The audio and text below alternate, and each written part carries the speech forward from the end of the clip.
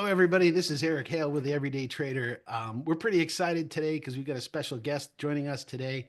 Um, as always, I got Greg Jensen, my partner from Options Animal. This is Eric Hale from Trader Oasis. This is the Everyday Trader YouTube podcast, and our guest today is the infamous lead lag report, Michael Gayed.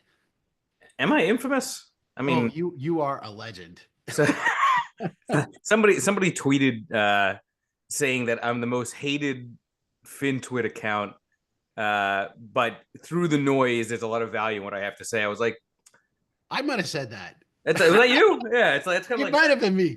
Like an insult, but kind of a compliment. I don't quite. Oh yeah. So I have followed you, and over the years, I have followed you and unfollowed you. You have pissed me off. Unfollow you, exactly. I've gotten you to churn, baby, on X. Oh yeah. So I unfollow you, and then all of a sudden you come back in my feed, and I'm like, oh yeah, I gotta follow this guy again. And then we meet in person. You realize I'm not a schmuck after all. Like I'm not. I realize I'm yeah. When I see you in person, I realize. In fact, it was. Well, I won't say somebody else's name, Chatham House rules, but somebody said, he's really not an asshole. it's like again, there's some of the nicest stuff that people have ever said to me. Personally, you are you're big heart and a great guy, and magnanimous and generous, and people ought to appreciate you for getting out there. And I have a ton of respect for you getting out there and putting your opinions out there and taking the heat you do. You got 750,000 followers on Twitter or X. So for those of us, those of our clients who don't get on Twitter, go ahead and follow Lead Lag Report and just take everything with a grain of salt. Now that you get to meet the guy, maybe you'll have some different perspectives on where he's coming from. Because one of the reasons why I like Michael is he sees things differently than other people, and he sees things before other people did. It reminds me, well, let's before we get too far back into or go down that path, let's back up a little bit. Give our audience the quick high level view of who are you, and maybe touch a little bit on your dad. We know of a lot of our clients are fans of your father. Yeah, I appreciate it, man. And look, I have a very, you have to communicate based on the medium that you're on, right? So on X, my communication style is very loud purposely because it works. And I'm an entrepreneur. And what does works mean? It means I get organic impressions, which means I don't have to pay for marketing if that's the case to get my name and hopefully the activities I do out there. But I'm a bit of a weird bird in the industry in the sense that I touch a lot of different aspects of it. So I've got, first and foremost, my own funds, mutual fund and 2 ETFs. Rules-based, they've had a very hard time the last 3 years because of the way I could design them. They have to be when risk off in long duration treasuries, which in the worst bear market for treasuries in history means doesn't matter how accurate your signals are, you're going to whipsawed against the tide, right? And have a hard time generating performance. I am planning on launching other strategies, other funds, next year, but that will be announced at the appropriate time. So I've got that. I've got the Lead Lag Report research service that, goes out to 200,000 emails every single day. I host a podcast called Lead Lag Live, in which I've interviewed 800 different guests over the last 3 years. And then the third thing I do is I work with various mutual funds and ETF issuers, getting them in front of the right audience for them to pitch their own products. I actually consider my own funds like they're clients to me at this point. Mm-hmm. And effectively what that means is I'm providing issuers, potential introductions to asset allocators. I'm helping them with content generation, very much an agency type model. All along the way, just trying to have fun, because what are you going to do when Rome is burning? Sometimes you just got to laugh and just say everything's in. I'm not going to use the word, but it starts with F and ends in uct. It's always say it. Well, you remind me of Jerry Lewis, the hardest working man in show business, because I've heard that before. You never stop working. I mean, I don't know. I know that you're up at 5 a.m. in the gym. And we can't really go too much further without talking about your absolutely massive transformation. And I want you to know that you affect other people as well. This is, what happened. You got it. Yeah. Nice. Yeah. So this is good for you, man. You motivated me. Good for you. And you're feeling good? You feeling good? Yeah. I'm down about 15 pounds over the past month. You look definitely thinner when I saw you. Yeah. And you noted that when we were in New York. Just I got to tell you, immediately for people who start intermittent fasting, you get over the hump, but I mean, you get into actually euphoria, and your Yeah. body has so much inflammation, you don't realize it. Your joints feel better, you sleep better, you look better. Just okay, I'm stealing your thunder. No. And I mean, candidly, and had I not gone through all that with the sheer amount of activity that I'm doing now, I probably would have a heart attack. Like legitimately. I mean, I'm putting myself under so much stress. I know because of the sheer amount of activity and entrepreneurial spirit that I've got with the business ventures. That if I were the same weight a year and a half ago, if that were the case today, I forget about it. I probably wouldn't be even talking it. Yeah, look, I mean, it works. You can see it, right? It's like past the 20-hour mark, you feel like you are just energized. I actually feel my best when I don't eat, which is what's funny. Comfort food honestly isn't that comfortable, right? At all, right? So it's but I do look, I have no problem saying this, and it's just me being open and honest. Look, we're in a domain in trading and investing where we don't control the outcome. Now, a lot of people will say, "What are you talking about? I'm a great trader." First of all, if you could control the outcome, you would never have a red down day. Like, let's be real, right? There's skill and there's luck, and the reality is, I would argue, there's a lot more luck than skill in our domain of investing, trading, because it's really about the path behavior. It's no different You than mean fart coin isn't a strategy? that's Like all that skill. runs, No, that's all skill. I mean, if you have that's all skill. Fart yeah, coin. no, Farquhar's whole, of course it Huck is. to a coin. Oh wait, no, Well, that might be well, it's too soon to talk about how she should go to jail for that. Don't get me started on that. So why am I saying that? Okay, you can't really control your portfolio, and God knows I went through a lot of hell the last 3 years because again, my mutual fund got to 384 million in February of 2021 because in 2020 it got the COVID crash perfect. It was in treasuries before the COVID crash. When risk on March 31st, a week after the COVID crash, into equities, mutual funds up 72%. I had busted my ass for so long to try to get that one fund to size. And then it's like, I made it. I got my escape velocity, at least I thought. And let me diversify with the Roro and Jojo, my two other ETFs. And I didn't realize that even though they're different signals, the commonality, which was the real error I made from a business perspective, was that they all relied on long duration treasuries to be a risk off in a cycle where nobody imagined yields would get as high as they did, as quickly as they did. There's a lot of hindsight bias in this business. I was doing podcasts in early 2022, and all these gurus on the fixed income side said the Fed's going to only go to 2.5%, 3%. Right, and they would do it much further out in time. So let's not kid ourselves. That what happened was not foreseeable in terms of the speed and the magnitude, despite what all these supposed great gurus are saying. Okay, so and I'm giving you the lead up, right? So and it's a rules based approach. I have by mandate, by prospectus, I have to be defensive, risk off, long duration treasuries. So I'm in the cycle, and it's like, what am I going to do? I'm suffering literally. I'm bleeding assets in my mutual fund. People are looking at my funds and saying this guy's performance sucks, not understanding that literally I don't control the rotations. It's rules based, right? It's set by mandate, by prospectus. And I think, with hindsight, I probably was going through some form of high functioning depression. I have no problem saying that. If I look back at the last, prior to my health journey, it's like, because I can't control it. I'm going through hell. It's like, and I'm getting all this heat and hatred. And meanwhile, there's anxiety because it costs a lot of money to have these things open. It's like you're a trader, right? And you go through a streak of losses. You start questioning everything, not just about your portfolio, about your relationships with loved ones, about your life, about your purposes.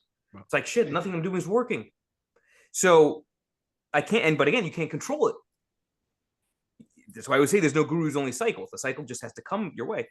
So there was the aha moment in July of last year. I said to myself, all right, look, I need control. I'm not getting it from my business. I need control. No matter how hard I work, it doesn't matter. It's about the cycle. So what can I control? Well, I can control my health. So I started learning about fasting, and the rest is history, right? It just kind of became a lifestyle for me. Now, in fairness, ever since Thanksgiving, it's really hard to fast, right? Because it's like, let's go out to eat, drink, let's holidays and all this stuff and social events. It's hard, but it's it is true with the Romans, that old saying for the Romans, right? They were Greeks: sound mind, sound body. So many things get fixed if you fix yourself physically. I mean, just give us a benchmark. How many pounds are you down? I went from, so I'm 6'1". I went from 250 to 152 at my lowest. Almost 100. Almost 100 Almost, pounds. I say 100, but it's almost 100. That is. Although in reality, it probably is even more than 100 because then I did body reconstitution, meaning I'm losing fat as I'm gaining muscle, right? So the fat was probably right. You're in the gym when? What time do you get to the gym? I wake up at 4 a.m. every morning. I get to the gym at 5, and then I hit up circuit training basically from 6 to 7, 15, 7:30, and then that's my day starts.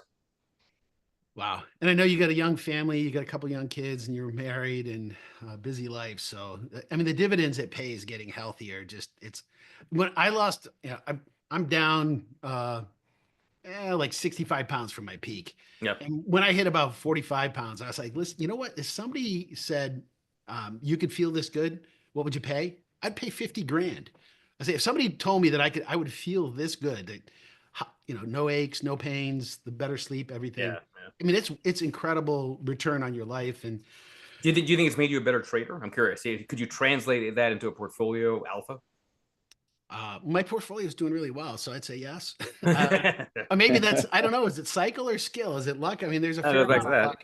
I think I was going to say there's probably something to do with Tesla in that, but with your performance last year, Nvidia was my stock. This year, Tesla's been my stock. So, but I'm in and out of it. I want to know what your stock is next year. Come on, it's the end of the year. I want to hear some predictions. Palantir. No. Palantir. Oh man. Hey, we do stocks every year. We do a show. We have all of our instructors get together and we do an outlook, talk about what's happening, the next year. One of my stocks last year was Weight Watchers. And I'm thinking Oprah Winfrey, GLP-1 agonists, how can you go wrong? And that stock goes from $8 to $1. So don't listen. I tell people that whatever I tell you, you probably should do the opposite. In fact, one of our favorite strategies, I'll tell you about this sometimes, is the George Costanza trade. And that is just do the opposite of whatever you think and you make money. But there's more to it than that. Well, listen, in fairness, you could apply that to anybody because most people get things wrong because nobody knows what tomorrow brings. It's like, how many times have we seen or been told by supposedly great traders that the greatest traders are right maybe 40 or 50% of the time max? Max 50% is like a rock star.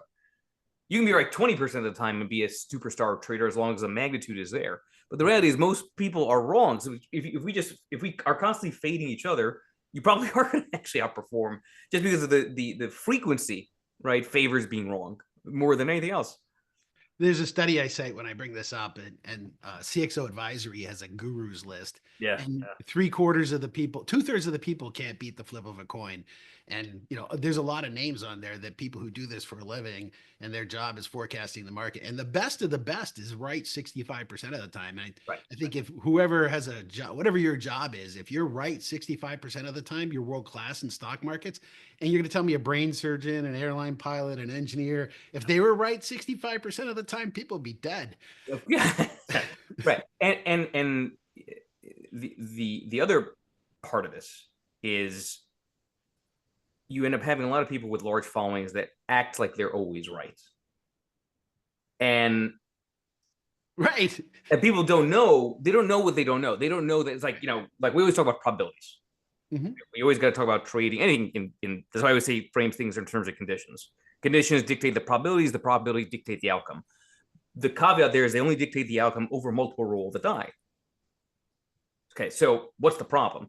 The problem is there might be a 70% probability of something happening, but you only get one roll of the die. Right. So if it happens to be in that 30%, even though the probabilities were high, and your analysis, said the probabilities were high, that 30% hits, not the 70, and people are like, "Well, you suck." Yeah, exactly. Well, I tell people, what's the odds of rolling snake eyes on the dice? 1 in 36. So if snake eyes comes up, do you say the odds are wrong?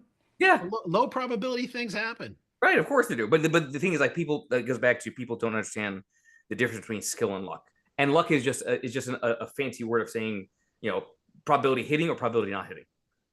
Good luck is probability hitting. Bad luck is probability not hitting.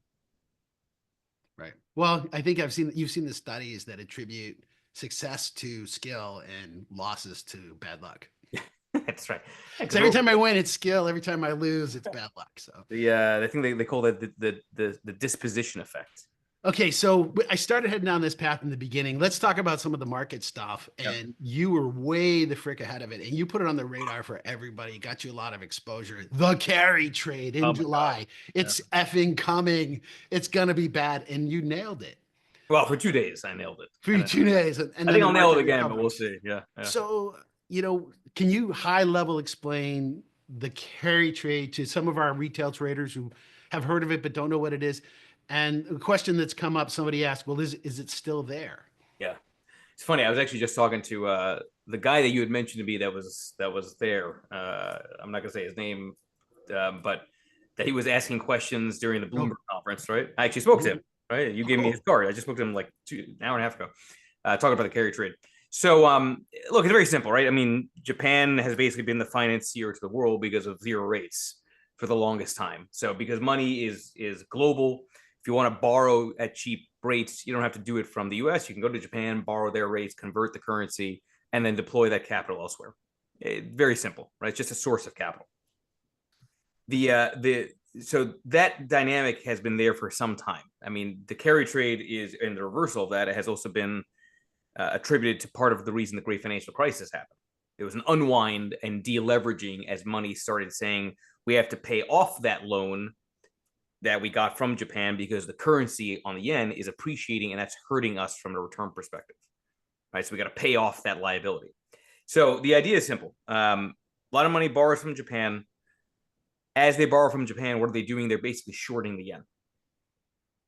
I mean, when you're borrowing, you're basically shorting the currency. So if you're shorting the yen and the yen keeps on going down and down and down, lower and lower and lower, on the surface, you'd be like, well, that's great for Japan because it's an exporting nation. The problem is they import all of their oil, which is US dollar denominated. So yen keeps weakening. They got to import that oil. Then oil price in yen is actually going up at a faster pace. Because of the weakness of the yen, they need more yen to convert to dollars to buy the oil to then convert back to yen to then use for their country.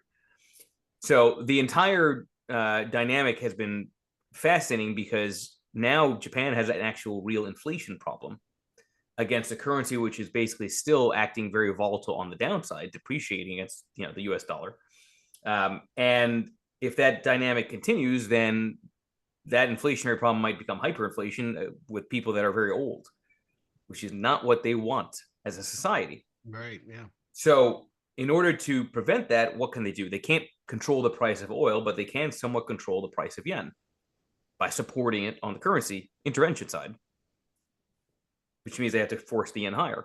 Well, if they force the yen higher, which is what we saw in August, July, August, suddenly all that borrowed money that was short the yen gets nervous. Well, shit, I got all this money that I borrowed from Japan in NVIDIA. I may have to sell NVIDIA to pay back that Japan loan because the yen's actually hurting me, and every day it's going higher and higher. And if everybody does that at once, that creates a global margin call. Now, this is the thing. I am branded as like a perma bear, which is just outright beyond stupid because I said October of 2022, melt up. I was screaming it when everyone was bearish back then. August 5th, the day that everyone was high-fiving me around the reverse carry trade when the VIX hit 65, I said they're going to rally the hell out of the market now. I said this is where the brave profit. Like I was bullish on the day everyone else was bearish, right? It's not that I'm some perma bear. It's just I like to say I'm not bearish on stocks. I'm bullish on a tail event. I believe that there's some extreme that's out there. I believe that the complacency is so enormously high and the leverage levels are so big that we are due for an accident. I believe Japan is the catalyst for that. I don't know when, but I know the conditions are there. The probability is high. The question is over how many rolls of the die. And you're not alone in that either. I mean, we talked about this last week when Eric and I did our last podcast. Is Goldman Sachs is forecasting a 3% return in the S&P for the next decade, and those conditions have only existed 2 times or 3 times in history, and each one of those is when there's been some type of major deleveraging event. You mentioned the leverage. Right. I agree with you. That's right. That's exactly right. And it's like lost decades don't happen because they're just gradual. Like lost decades happen because you have a big uptrend and then suddenly a tail event that makes the lost decade happen. I mean, you just saw it with bonds, for God's sake. It's not like it was a protracted bear market that gave back all those returns. No, it was basically 1 year. So, and that's the nature of markets, right? It's like the whole elevator up, staircase up, elevator down analogy, right? Now, the other part of the thesis is, which has been the real sticking point for me the last 2 years, which I feel like a broken record. I keep saying small caps hold the key. I keep saying this repeatedly, and it's like to an annoying level. And I still believe they hold the key. Okay, why am I saying that? Because I believe that is more of a leading indicator than the S&P 500. Why am I saying that? Because the S&P 500 is being distorted by all these passive automatic flows from income on the 401k side. That is Michael Green. It's the Michael Green argument, right? Which exactly right. Which I agree with that conceptually 100%. And so it creates. So in other words, the S&P 500, I'd argue, is more coincident to income flows than a leading indicator like small caps, which don't have that benefit and which are much more a reflection of the U.S. economy's strength and the consumer, because small caps have less international exposure, so they have to, by definition, be more sensitive to domestic dynamics. Are you looking at like was it you? Somebody was looking at the Russell 2000 to 1000 ratio or something? Yeah, it's basically that's the idea, right? Now, in fairness, Russell 2000 to Russell 1000 has been underperforming since 2011, but it's been especially nasty, right, in this cycle. So, and again, I always remind people, it's like, okay, you guys keep saying it's a bull market. The vast majority of stocks are small caps by definition. There's many more small cap stocks than large cap stocks. Russell 2000 pretty much is at the 2021 highs. But on a nominal basis, on a real after inflation adjusted basis, we still are below. Right. Like, people have not made real wealth in the majority of stocks. I'm not talking about indexation. Majority, this pure number of stocks. Right. Yeah. Right. So it's like, which has never really happened in a bull market before. Yeah. Okay. But what the real issue for me is very simple. Small caps have clearly been held back by the zombie company dynamics.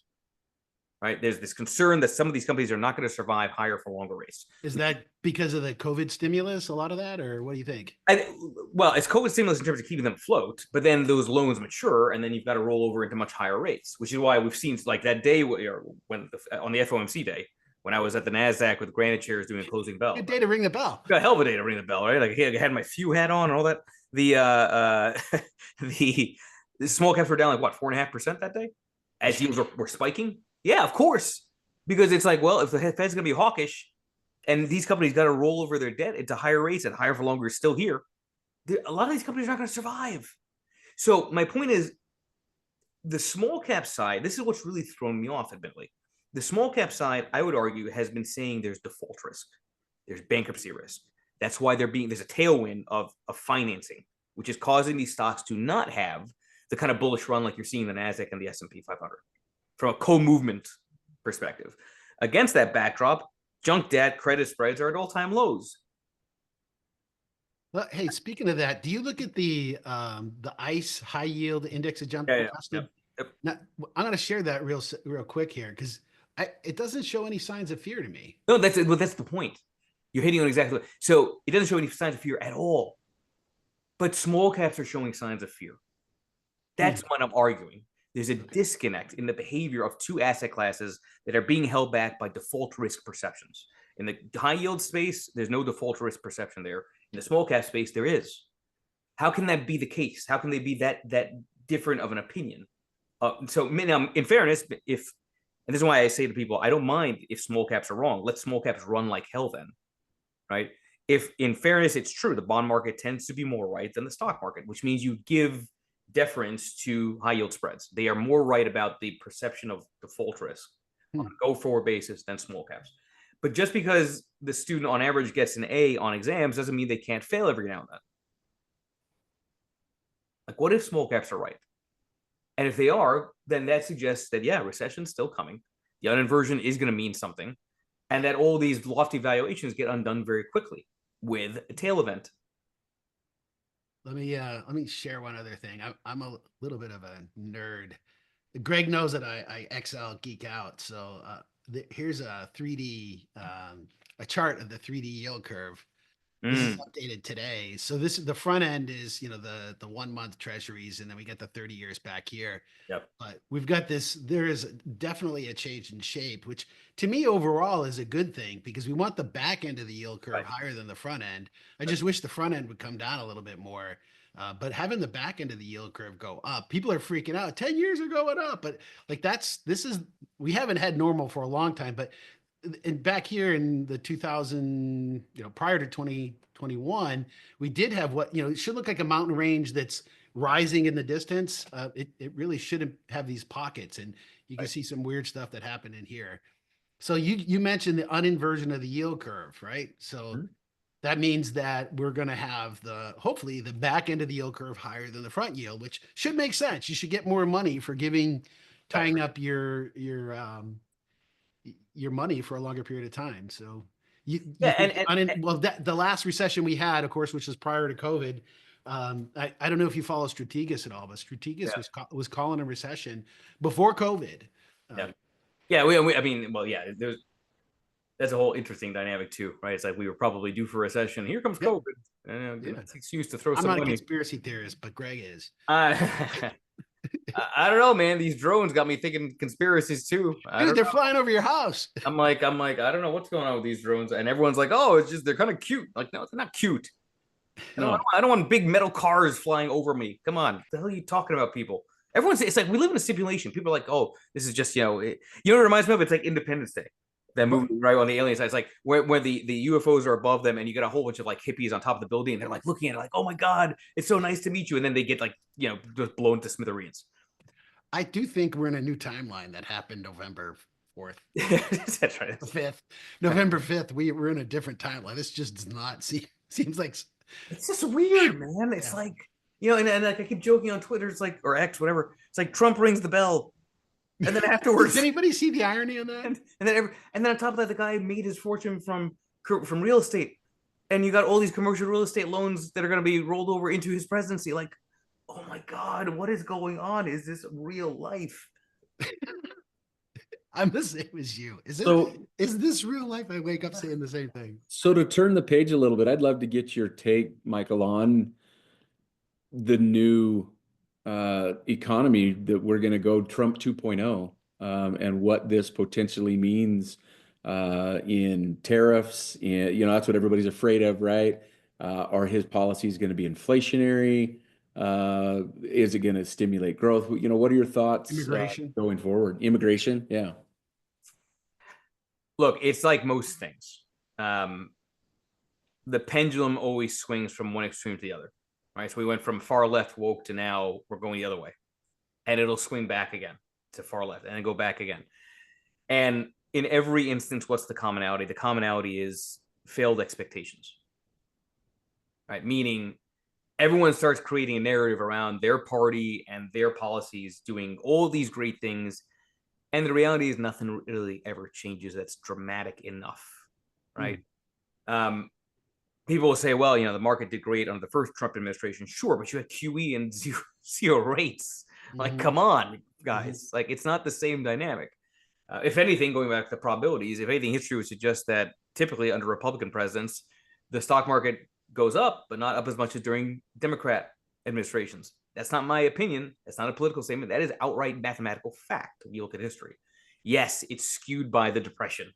Yes, it's skewed by the tech period of the 90s. Okay, but let's, there's a lot of assumptions being made on this.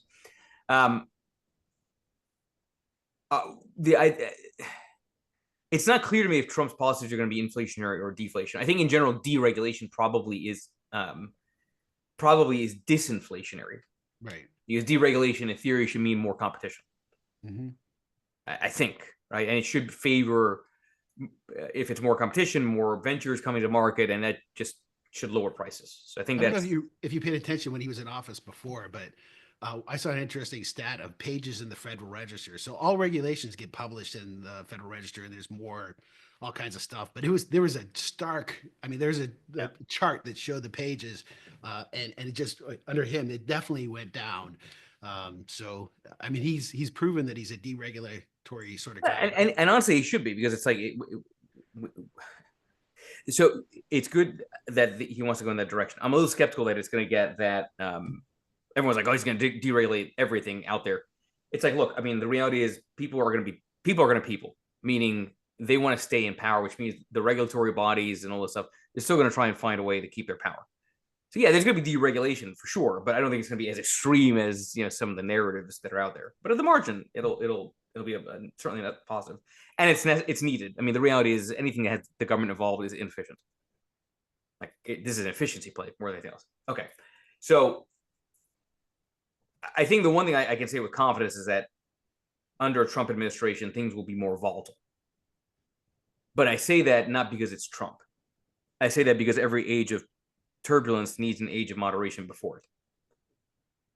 Right. And the reality, I would argue, is that, yeah, the cycle is due for more volatility. And by the way, the fact that valuations are as high as they are tells you that. Mm-hmm. You know, historically, when you look at, I've done this study, historically, when you look at the interaction of volatility and valuations in aggregate, markets are most volatile at extreme valuations. And they're also most volatile at extreme low valuations, like very deeply discounted valuations. They're not volatile in between. It's the extremes of valuation, undervalued or overvalued, where volatility is highest, right? Which makes sense because if you're, expensive, is more concern around future returns. The 3% point you mentioned, kicks in. And then if you're very undervalued, you're probably undervalued because you already crashed. Yeah. So there's a period of volatility in that, right? Mm-hmm. So that's the only thing I can say with confidence to some degree, that we're going to see more price gyration. Now, that doesn't mean you short. That doesn't mean you go long VIX or play with options. It just means, the best thing to do is not be all in on just equities and diversify with true assets that can benefit from volatility. Historically, those are gold, the dollar, utilities, and usually long duration treasuries. Yeah, that's when I talk to people, we teach people about looking at what affects the price of options. We do a lot of options trading. Yep. And you got stock price, which everybody knows about, time, which, they're insurance policies, so they expire. The third thing is volatility. Right. And we talked a little bit about people's ability to forecast stock prices. I think most people I would bet against. Anybody I have an open bet to anybody, $100 bet that you're wrong on whatever you think the stock is going to do. I'll bet $100 you're wrong. And I win that bet. I take that bet a lot. I pay out, but I win most of the time.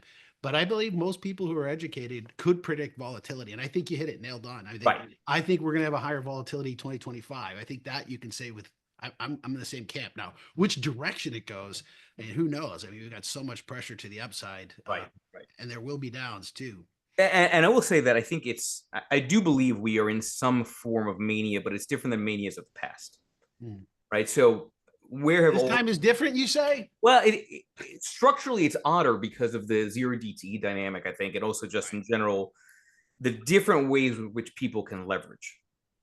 Not just on the option side, but it's like you've seen this proliferation on the levered ETF end of things. It's crazy. Right? And the cover call high yielding strategies that are out there where everyone just wants the high yield of 30, 40, 50%, which are really just playing options and selling to the vol, right? And not based on actual dividends, right? It's actually just a distribution, right? Based on selling premium. So there is this, I don't know if it's I think it probably is a permanent dynamic now, but like I'll ask each of you guys, okay, how many people do you know that are in your circle of friends or family that have DraftKings on their phones? For me, it's like almost everybody. They have it installed, right? I have it. I did it when for the Tyson the Paul. Yeah, right, exactly, right. Yeah, you want to bet a little bit, right? A little parlay here or there. Oh, maybe it'll knock them out this round. Yeah, you're right. Okay, but why am I mentioning that? Why am I saying that? Because we really have become like a gambling society, like for real. Right. And you're seeing that with the way that people just flow into these levered funds. Yeah. It's not investing, it's all speculation. And they all claim that they're investors, but they're not. They're not doing any due diligence. They're just seeing a chart going up and they're saying, I want to ride that and press it. And it's like, it's working. Don't get me wrong. Of course it's working. A lot of people are making tons of money in this. A lot of people play Russian roulette and actually win. That's my point. And they win. Right. There's 5 geniuses who play Russian they're all right. The skill is there. There's only one idiot. Right. So, right. Exactly right. So which one is the bigger gambling app? Is it DraftKings or Robinhood? I mean, Robinhood, did you see Robinhood's going to add gambling? They're talking about sports gambling. That was out there a couple weeks ago. But shouldn't we just stop and think for a second? Like, you see those like disclosures. If you have a gambling addiction, call this number. Like, are you shitting me? We're encouraging it. Yeah. Like, we're encouraging the addiction. We're encouraging, which by the way, like it has, going back to health, horrible implications on your brain's ability to understand rewards. Because if you're gambling, you're getting a dopamine hit, and then you lose, and now you're depressed. Then you need another fix, and it's got to be a bigger fix because you've maxed out, you know, so you need even more. It's no different than alcoholics, no different than drug users. It's like we're feeding into this. Well, also that what we can tax more. Again, that doesn't matter when debt keeps on going up anyway. Also that we can give people the ability to do whatever the hell they want with their money, but they're not knowing what they're doing with their money. I don't know. I mean, I look at this, I say to myself, it has to end badly. I don't know when. But typically, this is not stuff you see at bottoms. I was reading an article this week. I forget where it came across my desk, but have you heard about skin gambling? Skin gambling. It sounds like a little. No, so you know that video players. It sounds a little Pornhub-ish. I'm not gonna lie. It's not Pornhub. It's not. Yeah.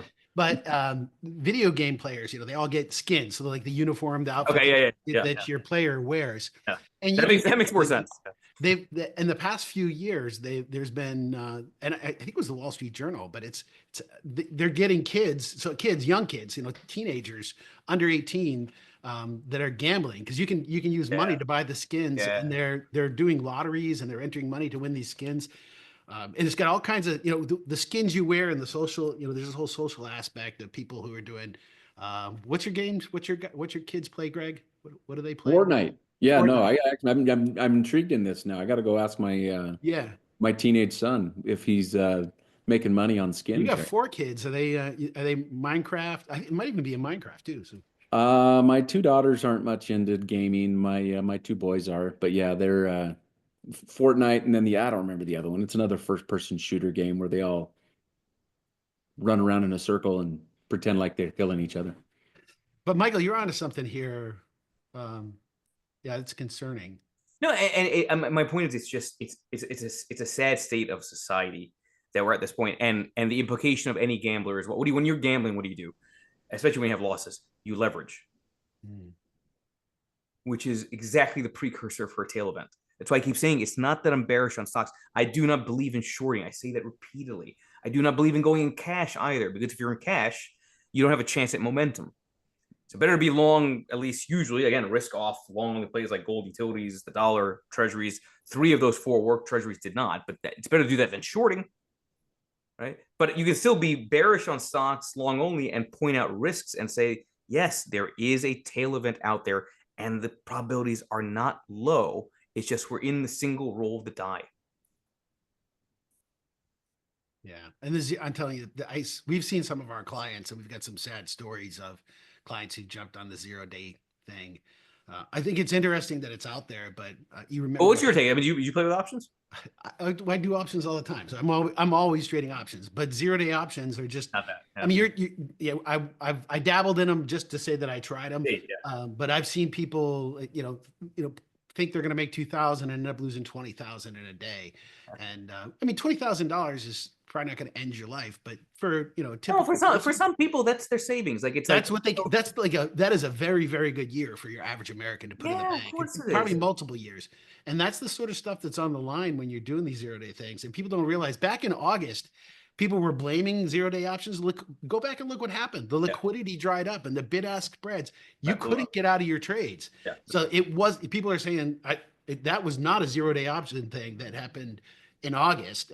But what happened affected the 0-day options, and people couldn't get out of their trades. Right. And these things are great in the liquidity. Everybody's they're so liquid, they're great until you get something like that. Yeah, they're liquid until they're not. This is like So liquidity. You've talked about liquidity. I mean, Greg and I follow you know, the liquidity pretty closely. We're looking at reverse repo, the Treasury general account, and we're seeing that dwindling.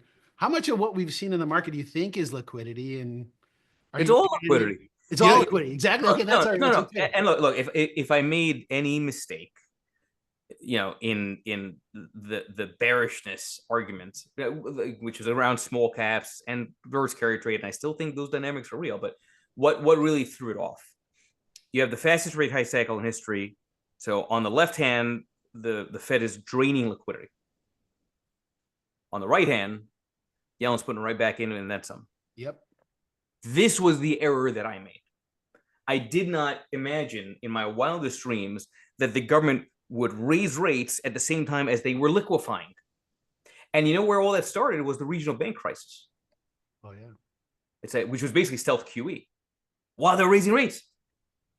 So, and this was what was so perplexing to me. And this probably does outright explain why credit spreads have just kept on narrowing, because of that distortion. That Yellen was just, was playing games, and it worked.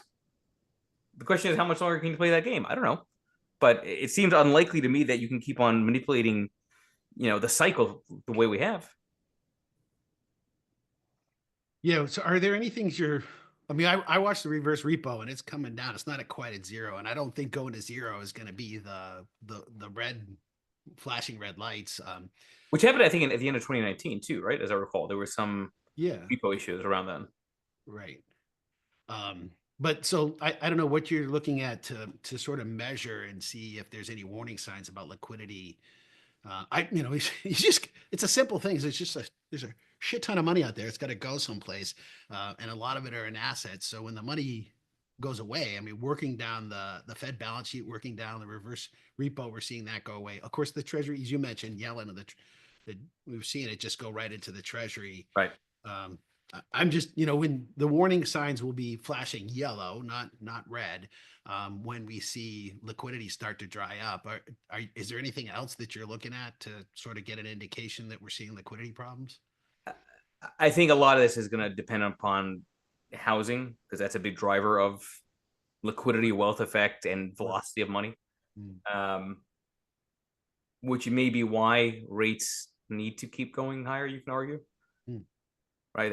You've got to suck it out from there, right? But no, I mean, listen, the reality is liquidity is often seen in terms of, where is it going, right? You want a real liquidity signal? Look at Fartcoin. Because I'm going to tell you right now, if Fartcoin keeps going up, it's telling you there's a lot of liquidity. Fartcoin goes down, a lot less liquidity. That's your gambler. I'm joking, but I'm not joking. But it's like that's why I was like, I put out that post on X. I said, the Fed's gonna hike. Unpopular opinion: the Fed's gonna hike rates because of fucking Fartcoin. And it's like, it's not. I'm not joking about Fartcoin. What I'm saying is, it's a sign of too much liquidity. Yeah, it's a signal, folks. I'm not pointing. I'm saying that's emblematic of a symptom. The symptom is there's too much liquidity and people are just gambling in stupid stuff. You make a really good point, and it brings back a painful memory for me, to be honest. I remember in 2007, and I was speaking at a conference, and, I'm much younger then, didn't have as much experience trading markets. I had traded the internet bubble burst, but in 2007, I remember a gentleman asking me a question at the conference talking about home prices falling and whether I saw an impact, whether that would impact the markets that much. And my naivety, I mean, I was a new homeowner at the point, that I had bought at the top in 2006. But I told him, I said, no, I don't. I mean, they're two separate things. It's one's housing, one is the S&P 500. They're different. They're different assets. They're different entities. And that wealth effect that you mentioned is what I didn't understand at the time, that I 100% agree with you. People base their shopping decisions, their purchases, based on the value of their home, not the value of their 401k. They look at their 401k as some future thing that they may touch someday. But if I feel comfortable in the value of my home, I'm comfortable out there spending money. And that's the thing that I'm watching as well. If we start to see home prices really decline, especially in some of the big markets, not just your second home markets, not, Southern Florida and maybe California and Hawaii, but your main home, those are the ones that if we do start to see some decline there, I agree with you. That could be the tipping point that does push us into recession, that cause people to start to pull back. Yeah, and listen, I've been wrong also on that. I thought housing was due to fall 2 years ago because I saw lumber falling, and I said to myself, because it's not my opinion, lumber is directly correlated to housing starts. Sure.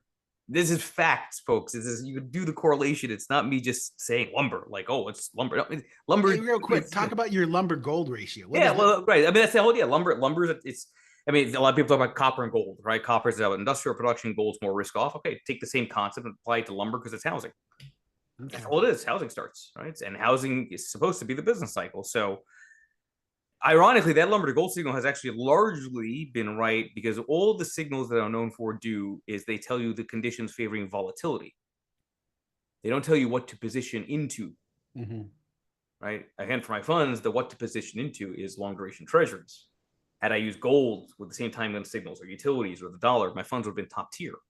But they're not, because of the headwind on the treasury side. But so I myself got fooled, thinking that lumber breaking down in 2021 was meant that housing was in trouble. I was way off on that. And look, I have no problem saying I'm wrong. Of course, I'm wrong all the time. I'll highlight my wrong stuff all the time. I have no problem with that. Anybody that doesn't is a fraud. Yeah, it goes back to what we were saying. You're only right about 40-50% of the time. It is well, you got 750,000 people who will let you know when you're wrong too. Oh yeah. They let me know, man.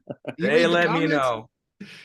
Yeah, I do. I should be like Joe. And you respond too. You do, because I can't help it. And listen, I used to get so much more, and this really is more pre-health. I used to get really like I'd have a visceral reaction to people, because I'm going through hell, and it's like, oh, this random person telling me that I don't know. Like, I'm the one that's in the arena. Who the hell are you? Yeah, exactly. Right? It's like that mentality. Who the hell are you? Tell me that I don't know what I'm doing. I don't. Meanwhile, I have to deal with the expenses of these funds, and I have the anxiety, and I have to wait for the cycle, and I know why they're not working, and I know I can't do anything about it. Right. But now, as I get older, I have David Goggins on my YouTube playlist, and it's like, you know what? I don't give a damn anymore. You do you. You keep fighting. Let them hate. I mean, it's like one of these great lines from David Goggins is, if you can walk on water, your haters are going to say you're walking on water because you don't know how to swim. Let me ask you a question. Are you going to relent? For people who don't know, that's his mantra. Yeah. I will not relent.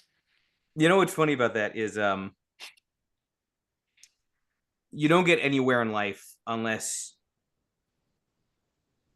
you keep pushing, no matter how hard your knees hurt, no matter how far on the ground you are, no matter how beaten you are. Like, you don't get anywhere by not pushing, right? It's like, oh, I will not relent is not me being a bear, right? It's a mindset.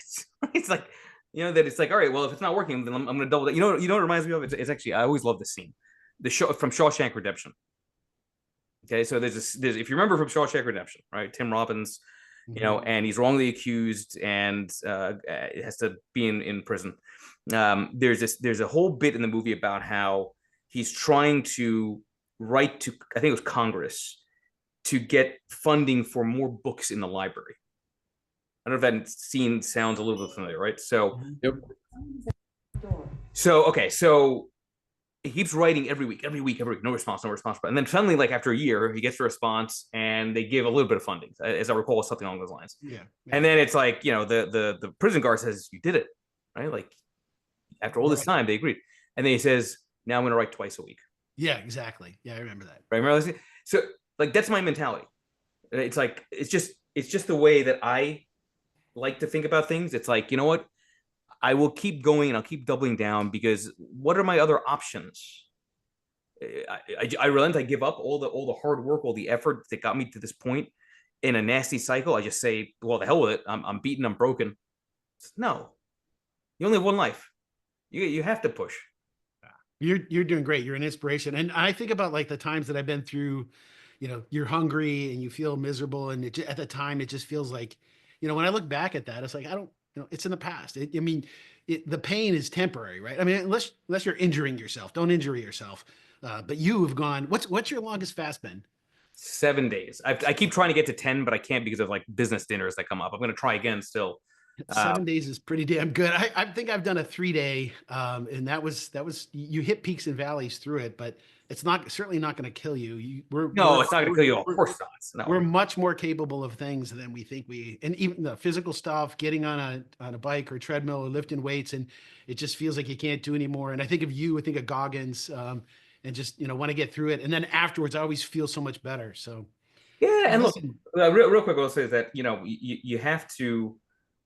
You can always go further than you think you can, right? And it is true that you don't grow unless you go through pain. You don't grow. It's like no pain, no gain. Right? You don't grow unless you suffer. Which means there's a great quote I saw. I think like YouTube Shorts, and I forget the guy who said it, but it's like the only way to prepare for unchosen suffering is chosen suffering, which is actually a really powerful quote. if you think through sort of just one's own personal journeys and their struggles. And I'm always of the mindset that 90% of life is struggle and 10% is great. It's my own kind of mentality. So I won't relent. Well, I do jujitsu 3 to 4 times a week, and I get my butt kicked. So I'm used to that forced suffering, and the payoff is that I can, as a 60-year-old guy, I can put the pain on some 20-year-olds. Oh, you can kick some ass. I know, Eric. You can definitely, if I'm ever in a public space at a club, and you're gonna be my bodyguard. I am your back. Hey, listen. So I really sincerely appreciate your time. We only got a little bit more time left. I don't want to be respectful, but just thinking about our audience, any last minute thoughts on that we haven't covered or anything? Looking out for 25. No, look, I think the real takeaway is I think everyone should expect probably more volatility. We have to get away from this mindset of the hive mentality, where if just keep on going to the only thing that's working, because if everybody does that, then it's due for a crash, right? And again, it's not, if you're going to manage risk thoughtfully.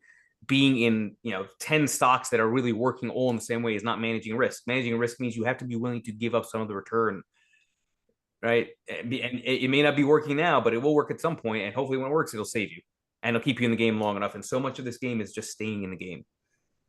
Yeah. My mantra, I think of Thanos, is, but at what cost? And I always think, but at what risk? At what right? But at what risk? What risk did you take? You had a great return, but what did you risk? So, well, I can't thank you enough. Sincerely appreciate everybody here. You have to go out and follow. If you don't have a Twitter account, get one and follow at Lead Lag Report. You'll be entertained at the least. Exactly. Right. Exactly. And I do subscribe. I got to tell you too, for people, I recommend to subscribe. I don't know how much it is. It's dirt. What is it? $3.99 on $3 a month or $4 a month. And if you're going to do anything, just read the subscription tweets, because a lot of entertainment, you've seen the personality, you've met the man, the myth. Now you've met the man. The subscription reports are tremendously valuable. I appreciate it. I appreciate you, Eric. It's always when we first met, I was like, oh, that's cool. The guy that happens to be subscribed, is at this trip. And it's like, I've got to know you, and you're one of the good ones. So I appreciate the relationship. Same thing here. I look forward to seeing you again. For sure, I'll see you later on a couple times. Hopefully at least once this year. Once more. Yeah, exactly.